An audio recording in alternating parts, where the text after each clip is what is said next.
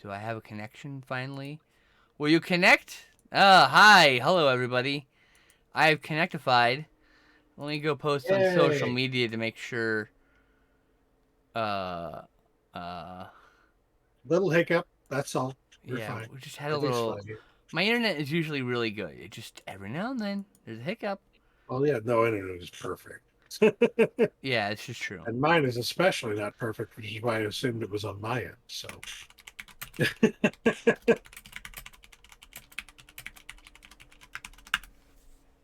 but yes, Metal La Mancha, or no, the man who killed Don Quixote. Um, I'm glad it finally got Did I talk fully about it made and leading into the finished. meta and all that?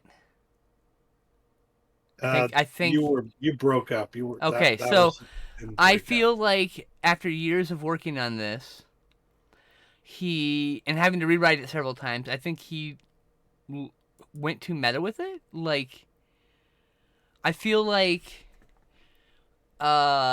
he like I feel like it's too meta. Like instead, like in the previous version of the movies, it was this guy who's working on an adaptation of Don Quixote gets transported to Don Quixote as Sancho. Okay, and now it's takes place in modern times, and there's like everybody. It's like it's crossing over to other people, like you're talking about. Like it's a social disease. Like there's there's a incident like people like laughing, like a contagious laugh type deal, like that will like just spread like a virus or whatever. And I feel like that's the same deal. Like that's what it feels like almost.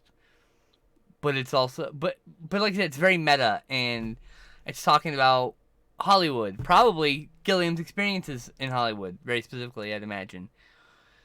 Yeah, Both his personal and the people he's had to deal with and stuff. So I I well, look, are feel you? like in a couple years I'm gonna like this movie more. I'm gonna find something different in it, right? This feels like one of those movies that in like 8 years from now I'll rewatch and go, oh my god, this is so good. Why didn't I like this before? Which is why I always encourage people to go watch movies you haven't watched for 10 years or something like that because you're a different person now. You've been through a different bit of life.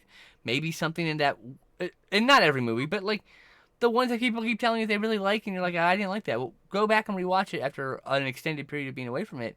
You might find you've found whatever requisite life experience like helped you like connect with the movie or whatever. Whatever that is, you know. I'm not saying someone has to have a specific life experience to enjoy a movie. That's gatekeeping. But like, I'm saying experiencing life changes your perspective on art. That's what I'm trying to say. True. Oh my God, that was perfect. Life, Yes, experiencing art life is life being changes your experienced. perspective on art. Art One is hundred percent. the other way around. No, I can't remember what it was. I fucked up the quote. Anyway, it doesn't matter.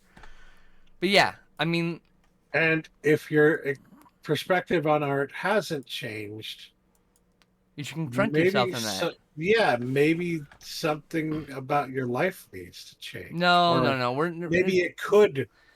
Maybe There's nothing about that. It's just you gotta change. Perhaps look at things from a different perspective with things. Maybe take a more empathetic route with when watching movies. You know, and saying, "Well, these people struggled to make this movie. Yeah, it sucks or whatever, but like people tried." You know, eh, like I don't know. It might. And like I said, I'm not passing judgment on any viewer because everyone's different, different life, different experiences, yada yada yada, right? But like, yeah, I don't know. This movie Don Quixote, 6 out of 10.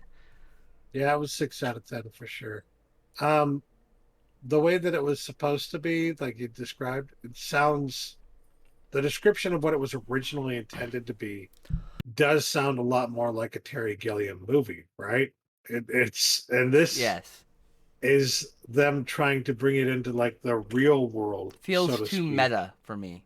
And it's like, but you didn't have to bring it into the real world. But maybe they did because maybe that was the only way they could get funding, or it was just something that Terry Gilliam wanted to do after all these years because of his experiences trying to make the fucking film. And he wanted to talk about his experiences making the fucking film through the film. Right, right. So Yeah. Yeah. Movies, I love them. I love movies. Next up, we watched the theatrical cut of, or the uncut, but the uncut version of The Punisher in 1989. And the only thing I have to note is, yes, that director's cut adds a significant amount of emotional, Mhm. like, connectivity to the rest of the movie. Like, it feels There, gutted, honestly, having yeah, watched that extended cut now. Not there gonna are ever watch entire anything else ever again. scenes. There are entire scenes where it's like there's the two characters that are fucking having a conflict together, and that conflict has almost no meaning at all because Mm-hmm. it lacks the context Mm-hmm. that Mm-hmm. is in the part of the movie that they cut out of the fucking movie. The first 10 minutes of the movie. It's just like you don't get to see the guy like being a part of the fucking family. So you don't get to Right. understand that he's fucking That uh, Louis Gossett Jr. is literally part of gone Frank through the Castle's same. family, Yeah. like literally. Not like he comes in, he sits and hangs out with the kids. They love him. He's part of the family. You know what I mean? He's found family because Louis Gossett Jr. has no one else. That's the whole point. And we learned that in, guess what? The director's cut. When he talks about that's his family too. So when Frank Castle's fucking life gets gutted by this travesty of the mafia killing of his family, which is a mistake. They're trying to kill Frank, not the kids. To be fair, but Mhm. it guts both of them, and it shows how that effect does to both of those characters, and how vastly different they are. You Yes, know, and that having they're experienced the different same trauma. responses to it. Yeah, Yeah, yeah, exactly. and you miss that entirely in the uncut or the theatrical cut. You miss all of that. The work print is literally the best way and the only way I'll ever watch this movie again. Ever. Ever. Because the work print really puts into that the perspective, Mm-hmm. the idea, whether you agree with it or not, that like no matter what terrible thing happens to you, your response to it is a choice that you make. Yes. And that's illustrated So those characters, yeah, and that's exactly. completely gutted from from the regular version of That's the film. something like with It that's breaks my heart. really deep meaning It that is breaks just my fucking completely heart. removed from the film. It breaks my heart that those film elements are just gone. They'll probably never be found. You know, because before If the you want age to of watch special it in features. trash quality, you can watch it off of archive.org. But It'd be worth it to watch the first half of the yeah, movie, I would say, up yes, until after all the backstory stuff is done, and then swap over to a regular edition. Because nothing changes yeah, after about the 40-minute mark. Everything else is like it's fine. As long as you watch the uncut version, you'll get all the gore and all that. But yeah, yeah. that fucking movie, 89 Punisher, is gutted. Gutted, and even in the uncut form, it is gutted because it's not got none of the emotional weight at all. Now it's a mindless action film. That's why no one likes it. I think if that movie was released, if the work print were released, that movie would be a classic. It would have been a classic. We would have had an earlier boom. That would have been a bigger hit. Would have been a bigger hit. I think it really would have. I just Yeah, taking that away. it Just would have been a bigger hit, and then studios would have been more yeah. interested in doing more comic book movies, and Yep. Spider yeah, Man it would probably have would have gotten changed made everything. finally Yeah, in the '90s instead of the 2000s. Would have been wild, actually. maybe there's an alternative universe where that I'd love to see happens, that. where they release the work print version as Get the this. main version, and then they actually had the balls, the brass cojones, to do Nicolas Cage as Superman. The dominoes are That universe such. exists. That in that same universe, the dominoes were such that the Fantastic Four movie came out after this and was a big hit, and then they did a '90s Spider-Man, and when Blade came out, at the end credits of Blade, Spider-Man came out, and that's when the Marvel Universe was formed. And that we are in the wrong fucking universe. We're in the Yes, wrong fucking universe, my friend. yes. I'm telling you. And then the fucking Lou Ferrigno would have showed up, and they were like, that would have been the beginning of the Avengers, and Blade would have been part of the Avengers, and the X-Men would have been there too. That would have been, and X-Men would have been different. Would look if Punisher was Yeah, the X Men successful, at that time would have been fucking based on the fucking the cartoon, and like probably. Punisher was a bigger success, Fantastic Four would have came out, and this is the Splinter Universe. Spider-Man would have happened in the '90s. The Marvel Universe would be forming in the '90s, And yeah, that would have been incredible. And there would have been a bunch of other movies that we couldn't even imagine. Maybe there's a Shang-Chi movie with fucking David Carradine as the bad guy or something. Like, that would have been cool. You know? Like, Interesting, yes. I mean, I can imagine so much from this universe. But it doesn't exist. Sadly, it doesn't exist. We're in the wrong goddamn universe. It doesn't exist in this universe. Maybe somewhere in another universe. So we watched Bad Ben's Night Before Christmas, a 38-minute Christmas special from 2019. What are your thoughts about this short? Goofy as fuck. Silly. Yep. Somewhat pointless to the fucking overall. I mean, it makes sense that it would be pointless to the overall story because it's just a Christmas special. But, I mean, I could see myself watching it again for the holidays. I probably will eventually, like maybe in a year or two. Yeah. I don't think there's not much really to talk about it. It's actually one of the better entries in the movie, in the series. It's 6 out of 10. They're going up in stars as it's doing the exact reverse of most franchises. It started out and it's just getting better and better and better as time goes on. Yeah. Quality wise, I mean, like they're just increasing in quality. If not increasing, they're at least staying steadily at the same quality, you know? Yeah, I guess so. They're very consistent. Next, Bad Ben 7, Haunted Highway. This was fucking hilarious in a lot of different ways.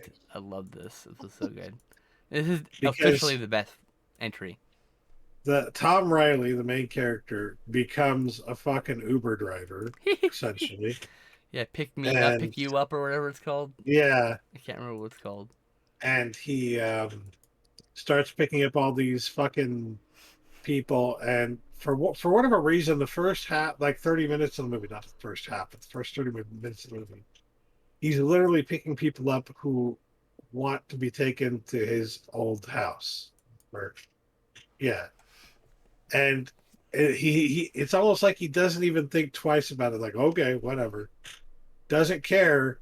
Doesn't find anything strange about bringing people to his house. Multiple people who want to be taken specifically to his house. And there's like no indication at all that he thinks that this is in any way strange. It's just a job to him. Right? Every supernatural creature under the sun shows up in this fucking movie. Yes. They're vampires. It's very mocking about werewolves and vampires in this, especially the werewolves. It really belittles werewolves. It's a little racist towards werewolves. I gotta be honest with you. As a werewolf, I'm offended. No, I'm kidding. They're talking disembodied heads. Oh my god, that was great. It was such an easy effect, but it's so good. It was such a good moment. Yeah, oh my god. There's a lot going on in this, and it's all silly and it's all wacky, and there's not a minute for you to think about what's logical or not. Cause who gives a shit? It almost feels like an anthology horror movie. Yes, it does. But at the end, they start crossing streams. Yes. You know, last 30 minutes they're crossing back and forth, and everything goes to shit, of course, because that's how Tom Riley's life is. Everything starts to shit. It seems to get better, and then goes to shit. I feel like there's a point at which they imply that Tom Riley, at this point, with his fucking job as an Uber driver, is living in a fucking a tent at the campgrounds. Like, it's just like this poor guy, and he fucking. This is the one where he like meets himself in the woods, right? Yes, he has a Mandela effect moment and talks two other versions of himself in the woods. You heard of the Mandela effect? Yeah, right. Like, well, no, and what the fuck is that? The other two versions of him are like living really great lives, very lucrative, happy, peaceful lives. Yeah, free of any goddamn ghosts. Like, what the fuck? So Tom Riley's like us in the wrong universe. Oh my goodness. This movie's hilarious. I love the series. The series. I wish there was anyone dislike this. Who the fuck is gonna release this in Blu-ray? Please, I want this whole series. And they're all standard deaths, practically. I think maybe these actually have been high def. Whatever. It doesn't matter. Give them to me in a box set. I will buy the fuck out of them. I want these on my shelf. I want all of them. Do it. I think wonder he if sells there's them through his any. website. To be fair, I wonder if there's any like that they're not doing it because he's not done making them yet. You know, they don't maybe. want to do a box set until it's all done. Bad Ben But Benign got a maybe it was Blu-ray. there The already. Wayne got a Blu-ray, but I don't think all of them did. I think that's the problem. Nigel, what the fuck? He's too busy making movies to worry about how they're released. Nigel, give me Blu-rays. Put them in my hands, you silly little mans. All right. Well, that was Haunted Highway, Bulletproof Monk from 2003. I saw this in theaters, by the way. I thought it was okay then. I think it's a little better than I thought. I think I like it more now than I did back then. But it's only okay. It's an okay movie. It's all right. This is one White savior issue, of course. where I will eat my own words. What I was just saying about, if your opinions haven't changed, then maybe that says something about you. My opinion on this movie has not changed. It is mediocre. Like you said, Yeah, I think it's like a 6 out of 10. it's a pretty There's mid nothing. film. Yeah. There's nothing terrible about it. I would say that a lot of the fucking special effects, which are not the practical effects, are good. The CGI special effects do not really hold up that Well, well. it's But it's cheap. like it was made in the early 2000s, so you come to expect that kind of thing. I Um, watched a lot of movies last week. Shit. who is it? The Sean William Scott, is that Yeah. his name? Yeah. Um, I never really had a problem with him. I always thought he was a pretty good, like a pretty likable kind of comedic character who always ends up in these fucking action movies for some reason. Well, I mean, I actually like him as an Like he action was in hero. Cop Out, like I think he could be in a look. I'm gonna piss some people off. He is John McClane in my remake of Die Hard. He's the perfect age now. He's pretty schlubby and average. I'm just saying. He would work really well. I know a lot of people are going to be mad about that, but I don't give a shit. I think It's either that or Carl Urban. Those are our only options to me, all right? I think some people would refer to him as the low rent version of what's his name? Well, I don't know. What's his name? I don't fucking remember. Good. You expect me to remember these Then things? how is he the low Whatever. rent version if you can't remember the better version of him? I don't know. Ryan Reynolds, thank you, buddy. Oh my god, that's offensive to Ryan Reynolds. Jesus, I'm offended for Ryan Wow. Reynolds. Come Ryan on. Reynolds hopefully will He's got never the see same this. vibe. I hope no one ever clips this and shows it to Ryan Reynolds. And I'm offended for him. I'm offended for him. Sean William Scott is totally the low rent version of Ryan Reynolds. No. Yeah. No. No. Absolutely, positively not. We're allowed to have our opinions, but that's just wrong. That's just wrong. Okay? That's fucking wrong. I gotta defend this shit. No. If Ryan Reynolds sees this, I loved you in Red Notice. I don't know if I've seen Red Notice. Did we see Red Notice together? Yeah, we watched it together. Yeah. Oh, okay. See, that's how forgettable that movie was. Excuse me. Just watch a lot of movies. I mean, like, look. No offense to Red Notice. I watched Red Notice, and 3 days later, I was watching, like, The fucking Raid. Or a week later, I was watching The Raid. And nothing matters anymore except the fucking Iko Uwais beating the fuck out of poor schlubs. And violent gore. That's all I'm breaking think of. And since then, I've watched They Come at Night, or whatever that fucking movie is. The Night Comes for Us. Twice. Because, like, I've been hanging out with that girl, and she is good at Discord, and I've just been showing up for movies because I'm like, hey, I'm enjoying her company. That's it. I mean, like, so I watched the movie again. Fuck.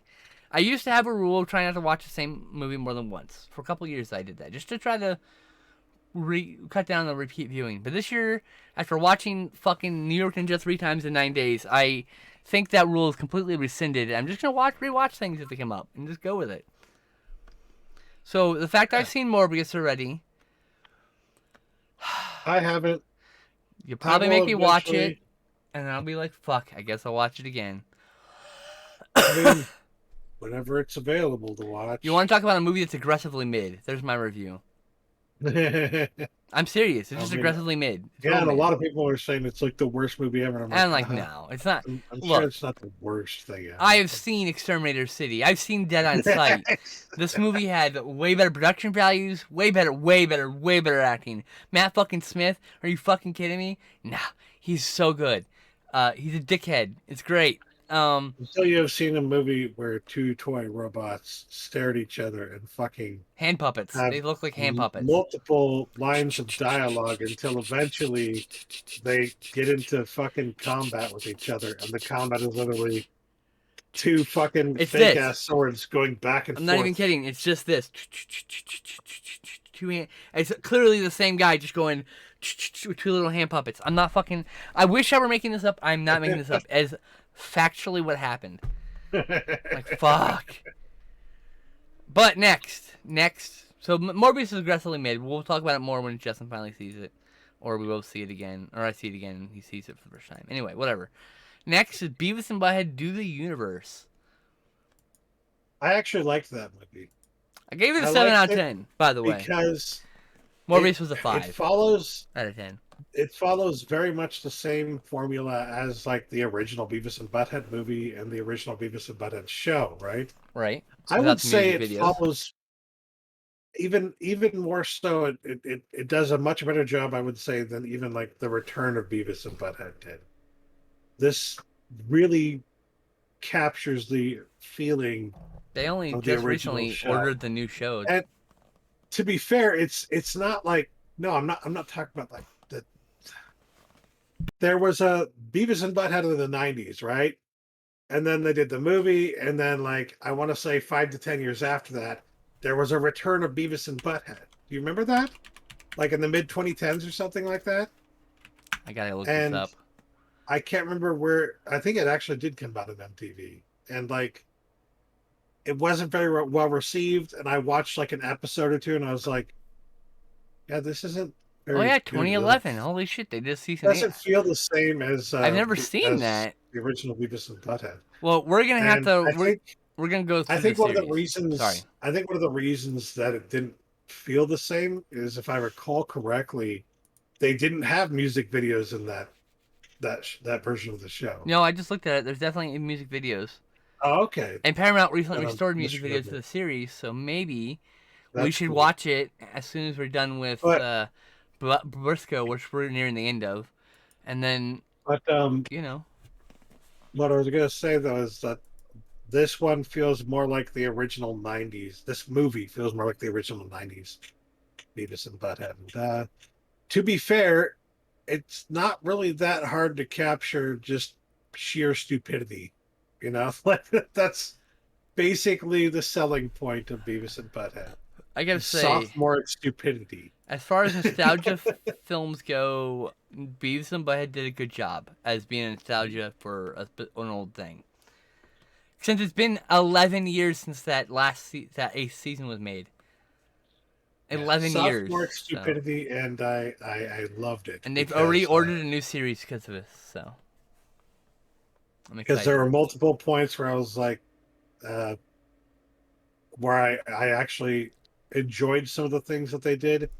And there's a point where they meet like themselves from another dimension.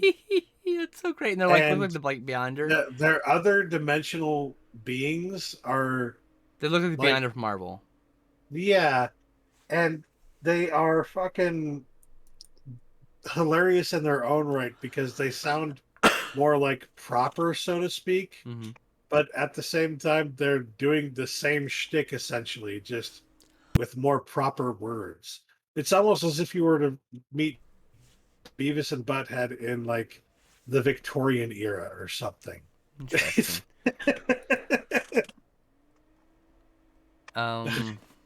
What they said, like when they said or saying something was funny, to be like, yeah, that was perfectly joculent or something. Yeah, it was. But they're still laughing at boobs and insert and all these other things. Yeah, they're still laughing at the same stupid But shit. just like in the series, they get hired to do things that would never normally get hired to do because someone misinterpreted what they were doing. which is Yeah, normally some dumb horny teenager shit. And this fucking continues love that it. trend. They also roll by another version of themselves that are just like two old people living on a couch or whatever. We see Yeah. that version of their universe too. It's pretty cool. Like, I'm excited to see the new show.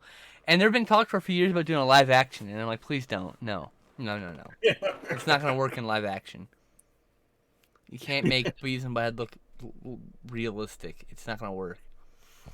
No Yeah. thanks. I'll Don't, pass on that. don't do that. No. No. I'll pass super hard on this. I give this a 7 out of 10. I really like this. Yep, 7 out of 10. If there's a Good movie. Blu-ray, I'm going to probably get that into America. I still need to get to America, but... Highly recommend it, even if you're like, I'm too old for this shit. Like, no, you're not. Wow, we You'll have watched a fun. lot of movies last week. If you liked any of the more recent Jackass movies, either Jackass 3 or Jackass 4 or what have you, then you're probably going to have a lot of fun with this as well. Like the Because newest it's the Jackass. The newest Jackass is also a very good nostalgia film. It understands its audience. It's the same sophomoric humor. It panders to its audience appropriately. Like it. You know? Like, yeah. It's like, damn. It's good shit. Last Night in Soho.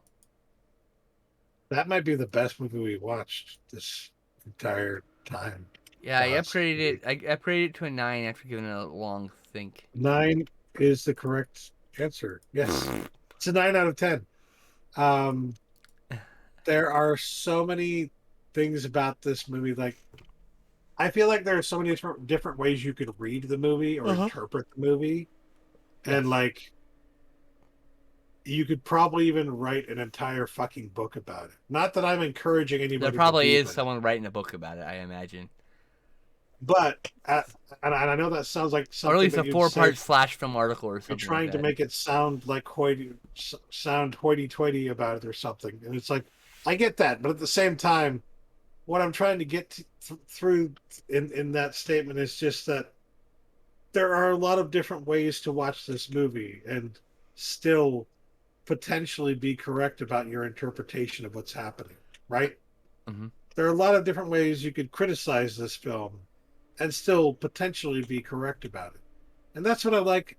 I love movies like that because most movies are very one-dimensional, and there's only a few different ways, if even that many ways, to interpret what you're seeing on the screen. And this movie is multi-layered in a lot of different ways that could be viewed in a lot of different ways. Yeah, 100% agree with that. But I love that it blends various subgenres. So, like, you've got elements of horror in it. You've got elements of noir, neo-noir. Everyone told me it was a giallo. And not a single motherfucker told me it was a Grand Dame Guignol, and I'm offended by that. And the Grand Dame Guignol, exactly. There's favorite genre. There's so much going on in this fucking movie. It's also in a way a slasher film. To be fair, it might have been the case that nobody told you it was Grand Dame Guignol because they didn't want to spoil it for you, because that's what I don't know. I mean, I don't know. I really fucking liked Last Night in Soho. There's this one shot where, like, she comes down the stairs and starts dancing, and it's like all one take or whatever. It's incredible. It's like incredible. It's all in camera work and everything.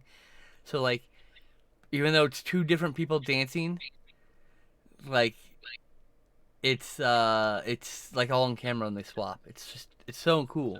I watched a video on it, and maybe it's a Vanity Fair video or something like that. It's a practical effect, yeah. Yeah, it's all in camera. So, like, yeah. No CGI. They basically they CGI. show you it's depicted as like a mirror effect where the character is seeing themselves. We're seeing the character reflected in the mirror, indicating that she's like viewing and watching what's going on as it's happening from behind the mirror, so to speak, from behind a veil or something, and she's mirroring and mimicking the movements of the character that she's watching on the other side of the mirror, right? And it's so good. And so, like, but that whole thing would not, typically be done, I would say, nowadays with like CGI or something like that. Yeah, And yeah. in this case, it's all one to one. It's like it's not a mirror. It'd be simplified for She's sure. just she's behind a glass panel basically, Yeah. following the other And actress there is, I around. think, a green screen behind her So to do so they can do the reflection of the ball. But like, yeah, there's like it's all, and then like the camera, like they're swapping off people in the middle of this dance sequence, and it's just and the all dance in sequence, yeah, camera. that's totally It's in camera. Yeah, incredible. It's incredible. It reminds me of like old school musical dance numbers, but it's just three people, you know, yeah, because it's one character or two characters having the same body.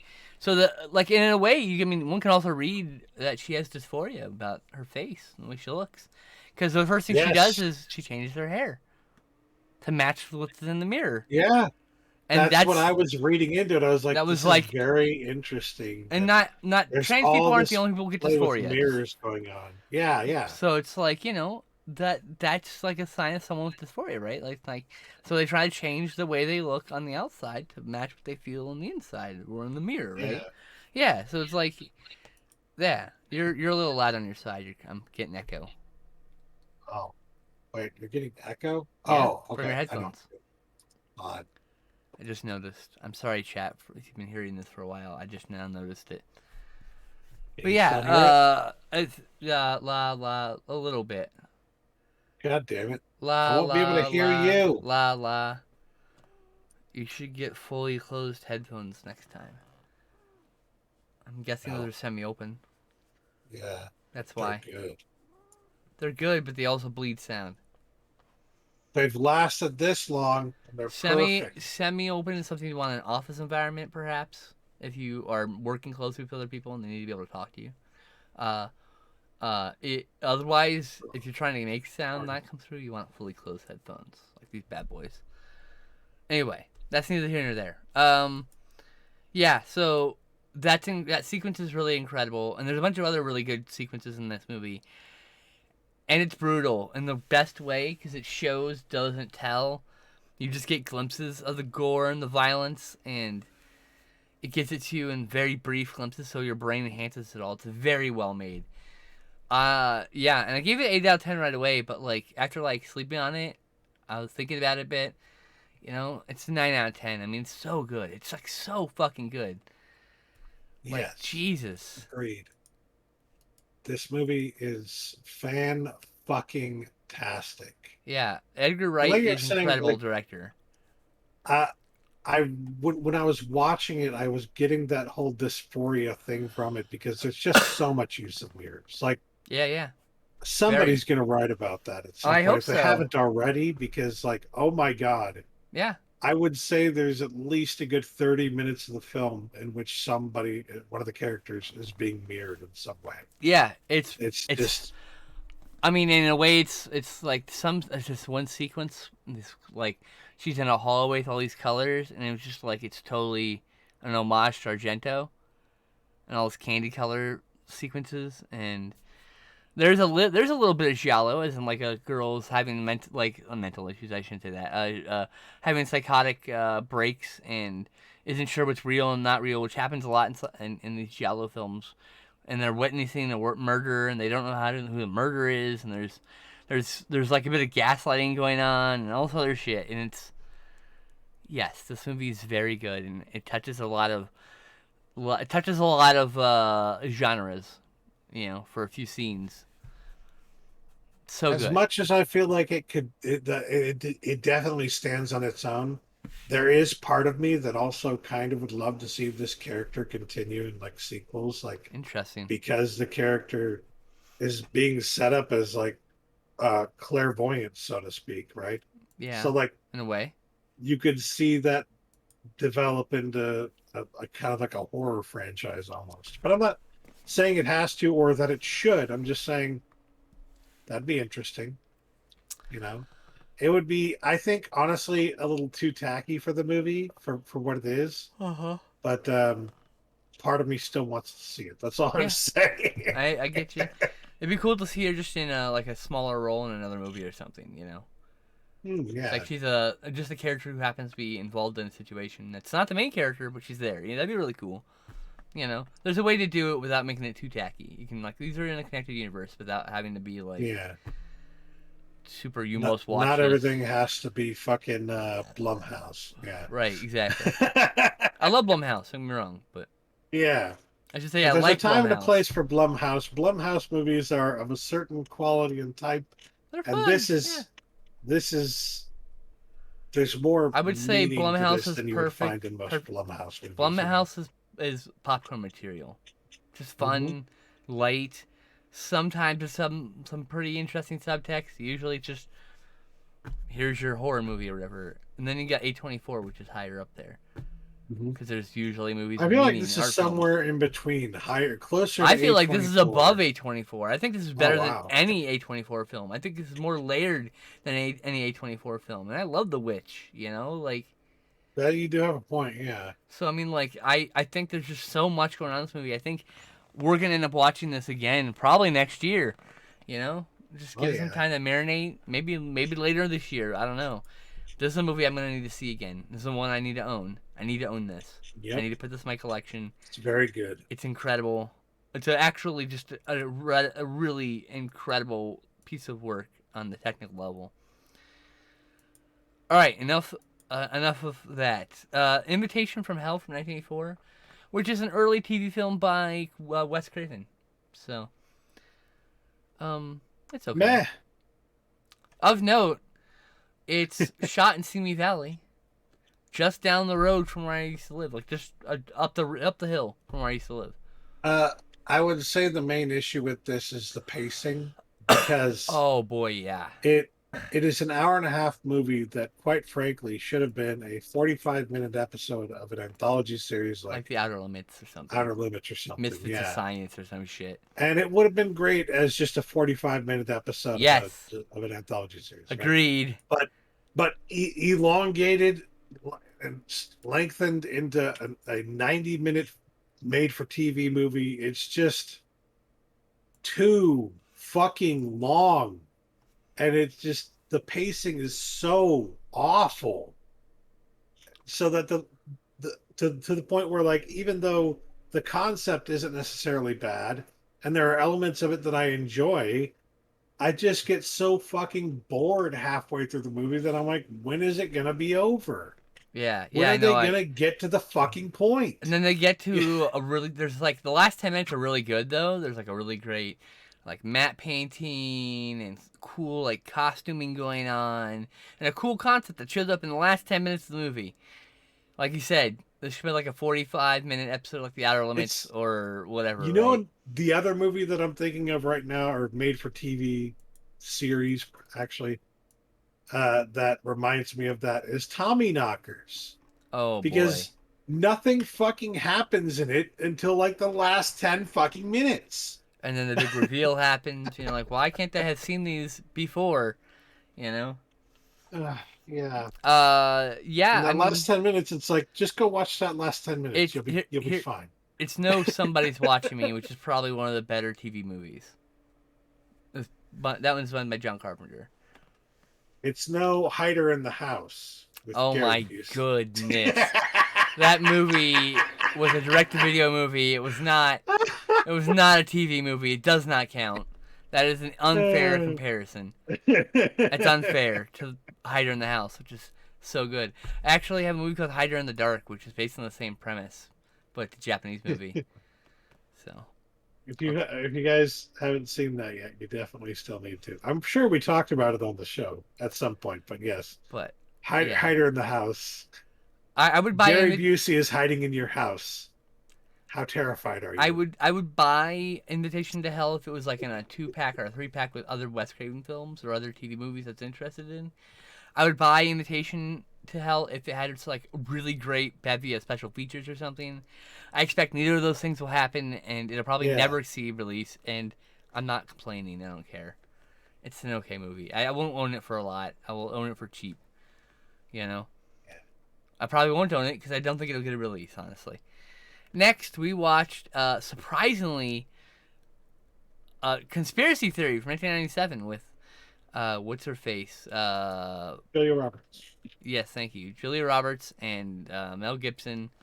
And Mel Gibson is a survivor of the MK Ultra program, which illegally experimented on people without them knowing about it at hotels in San Francisco, as well as other places. Like I think there was a student. They did it on students and on people going to a clinic looking for help, and a whole bunch of other things. It's a really sinister program that our government ran on people. It created the Unabomber. It created Charles Manson. It created a It's couple other widely people. believed that they also tested MK Ultra on Paul Robeson. On who? Paul Robeson? There's Oh yeah, yeah. I can there's see it. no official evidence of that, but People who came out the other end of that let's were just fucked up say because they had obscene amounts of LSD injected into their system or entered into the system via a touch or gas or something like that. I can't remember. And then they had probably the most awful trips in their entire life. It's probably the most traumatic thing in their entire life, and it fucked them up. And Mel Gibson is the person who suffered from this too. Like I shouldn't say fucked them up. I shouldn't. That's his probably the wrong way. character, not the No, but actor. I should probably not. I shouldn't probably use that term. It made their brains very idiosyncratic, and they became paranoid, and some of them developed psychosis. Changed their brain chemistry. That's Some a of them great point. became obsessed with certain concepts, like And Manson. that can happen. Got obsessed Brain with like a chemistry race war changes. coming, and then like yeah, like all that kind of shit. Like it's wild. Like they really mess with some people's brains, and that was the government, and that was hidden until some document, and all the documents were destroyed. All of them were supposedly destroyed, but somehow, in the fucking garage of one of the people involved in it were some files that became linked to the public. The public information and public knowledge now. Think about that shit. They just thought they destroyed all of the evidence. And they almost got away with that shit. I'm not a Just goes conspiracy to show theorist, you. but I understand how the person gets to that point. You know what I mean? How do you trust at that point? You know? Yeah. Anyway, conspiracy theory talks about all this. And also wraps it up in a nice, fun, action-filled package. With twists and turns, and Patrick Stewart's an evil bastard, and I love him in this. He's so good. He's so evil, delightfully evil. Now he knows. Now he knows. Yeah, it's so good. Now he knows. What a shitty thing to say after doing that, you know? Like, fuck. That was so good. Yeah, explain the movie better than I did, because I'm really stoned. Okay, well, Mel Gibson's character, as we've described, was put to the MK Ultra program. He doesn't seem to remember any of it or anything in general. But he is prone to believe in conspiracy theories and to be paranoid. We aren't necessarily told this. We are shown this, which is one of the reasons why this movie is good, is because it's very show don't tell kind of movie. Very. We are introduced to him prattling off a bunch of fucking conspiracy theories as a taxi driver to a bunch of people, fares, basically. Yeah, which was, by the way, and at one ad-libbed. point it's all ad-libbed, yeah, by Mel Gibson. Yeah. And at one point, even at the very beginning there, he is like talking about a conspiracy theory as if somebody's there. He turns around, nobody's there, and he's like, was anybody ever there? Or, it's just like, so, you know that there's something about Jerry, and that's his name in this. Something Jerry. about Jerry. So, but then we see him go back to his apartment, and his apartment, like, he has like his key to the apartment hidden, and then when he comes inside, he locks all the multitude of deadbolts, and you see him put a beer bottle on the doorknob to alert him If someone if tries to anybody handle. is trying to come in. No, it And even has to test the handle. It's even earlier than just trying to get in. Because an attacker will go up and just try the handle first, because you never know. They could be expecting someone and have it unlocked, like... He goes into the kitchen, and you can see, like, he's got all the food is, like, locked with, everything like, a padlock. Everything. So they can't poison it? Combination lock, yeah. Uh, And yet it makes you believe through this, almost till the end of this movie, that he's just an obsessive compulsive person who went through the MK Ultra and came out with some obsessions, right? Like that. I mean, that happens. I guess that's unfortunate. That really did happen. Like, but he's vindicated in this movie. So just keep going for the ride, and it's yes. fun. It's fun how they reveal everything, and you're like, oh, it makes so much makes sense now, and that's why this, and that's why that, and look, it all like it's like set It's up a all these really well put puzzles, together story. set up all the puzzles, and then just slowly, like a Tetris, brings him lower, so like, bam, all And together, actually, like a really good performance from Julia Roberts. I mean, really good, for a understated. movie of this, for a movie of this stature, which is like Huh. somewhat of a throwaway movie, so to speak, and it's not the kind of movie they make to win awards, right? But she gives a fucking Oscar worthy performance, I would say, in this. Wow, There are elements of her performance that are just fucking brilliant, I really like good. about her character, she Her doesn't judge people. emotive reactions are excellent. Like Jerry stammers and like talks about things, and it seems unrelated to what he's talking about, but it almost always is related to what he's trying to convey in some way, right? And other people in this movie keep taking Jerry as a crazy person, and she doesn't. She just calmly talks to him like he's not having these conversations with himself right in front of everybody, and like she treats him in the most humane way, and then that's why he that's why he like latches onto her as like a safety net, because he knows that she has always treated him humanely. When he pulled a gun, she treated him humanely. When he did this, she treated him humanely. Every time she could have acted without empathy, and most people agree that's probably the right that they would probably do the same thing. I might do that. I don't know. Like, I'm not in the situation, but like every time she acts with empathy. I'm fucking impressed, and she wins Jerry over. She wins us over. I mean, like, it is a really good performance. I don't think it's the best, but like, I think Not it's her very good. best, no, but it's good. I don't think it's Oscar worthy either, Um, oh wow, but I think it's very good. She's a very good actor. You know. that was in her prime though, for sure. Yeah, for sure, for sure. The I'm '90s, sure she hasn't really lost it if she cares about the project. You know. of course. Um, she hasn't done as much in the past decade, but Go I'm for her. sure Go that's her. not necessarily.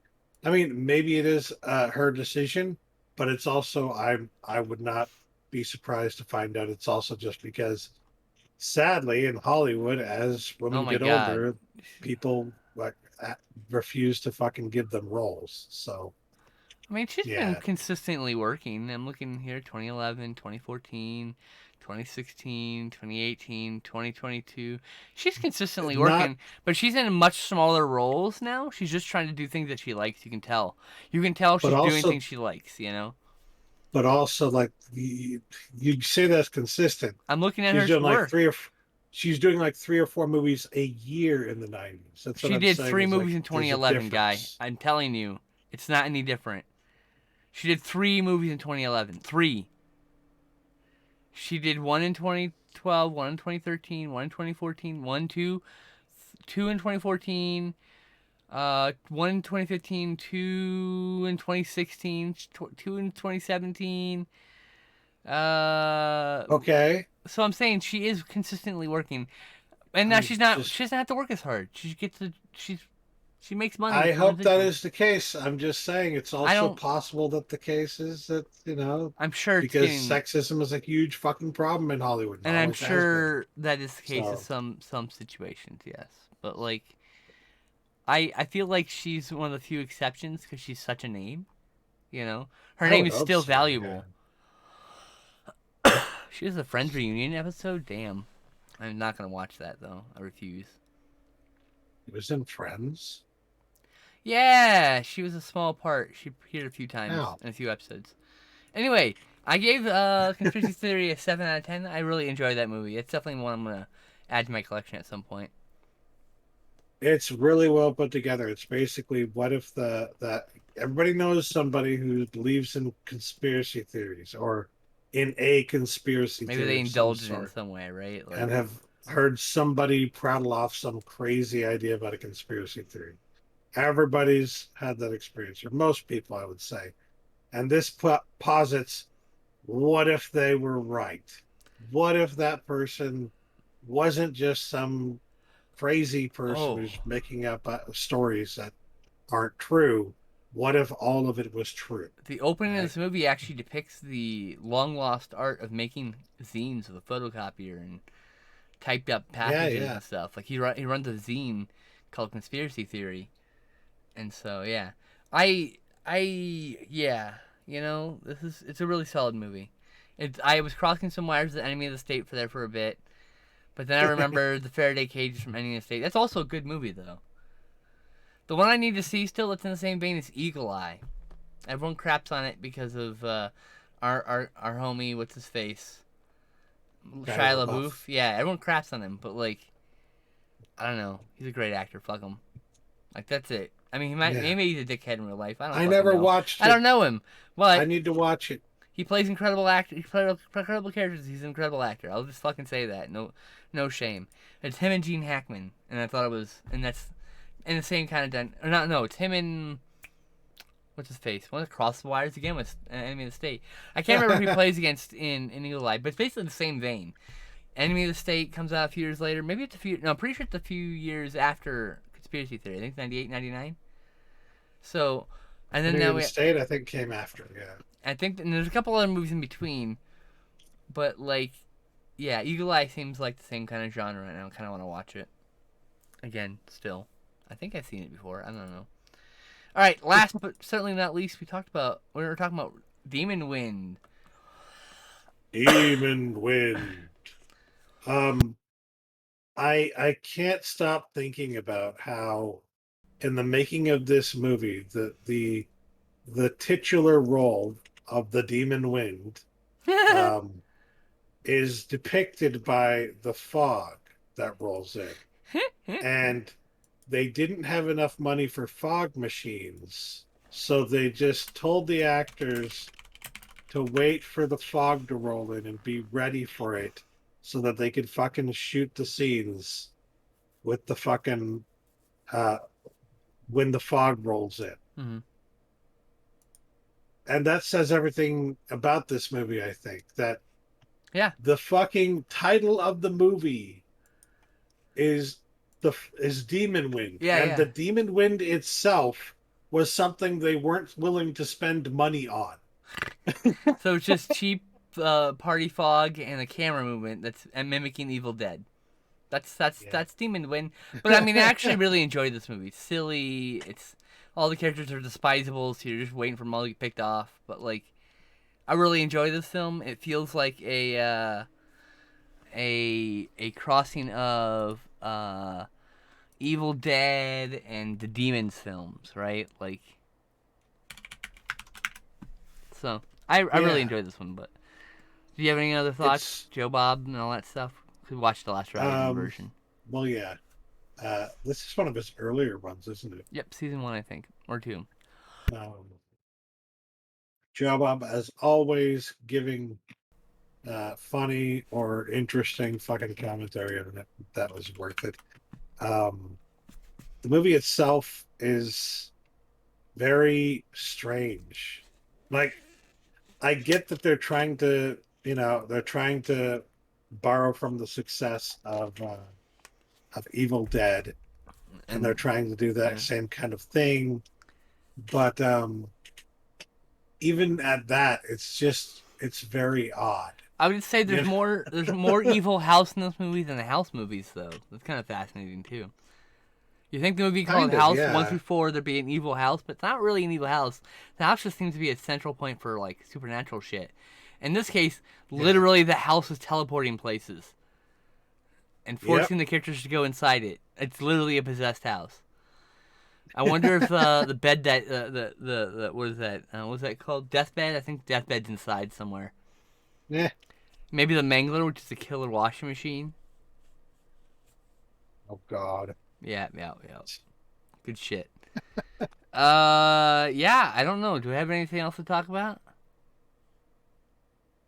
Not that I know of. I gave We Demon the Wind a watched more 7 out of Twin 10 Peaks, but like we're also. going to talk about that later, you know. So Yeah, a Demon in the Wind was when a we're 7 out done, of 10 for me. But yeah, Twin Peaks later, for sure.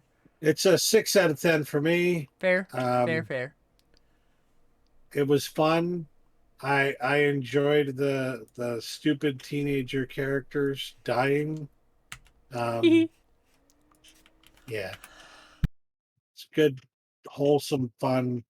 Perhaps a little too much of the F slur and Oh stuff like yeah, that, but it was I the should '80s, the F so slur, the word slur is in there. Yeah, yep, the yeah. bad gay word. Yep, it makes you cringe every time someone says it in that movie or any movie for that matter.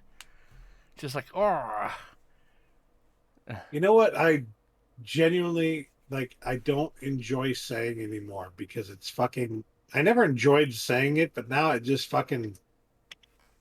It's like I don't even like to say that it's a product of its time anymore. It's like sure, that doesn't excuse it though. no, but a product of It's an time is not. explanation, but A product of its time is not an excuse. It's an yeah, explanation because it's just saying yeah, that it was common at that point. Not that it's yeah, okay. It's not okay. It was never okay. It was just very common at yeah, that point to use the F word, the F slur. Okay, yeah. so I don't agree with it. I Sadly, don't like. I'm not even like I. There are people who I use it to identify themselves. I don't even like using it. I censor it in my own writing because I don't like looking at it. everyone in this movie looked painfully '80s, except for the old guy at the He gas looks like cast station. off from the '70s, even though it's 1990, by the way. But yeah, it's got kind of a timeless quality of the era type feel. The VHS box is incredible. The Blu-ray from Vinegar Syndrome looks great. Great special features in that disc too. I don't think I have anything else to add to the show. Do you have anything else to add? Nope. We'll see you in 2 weeks, hopefully, folks. Bye. Bye.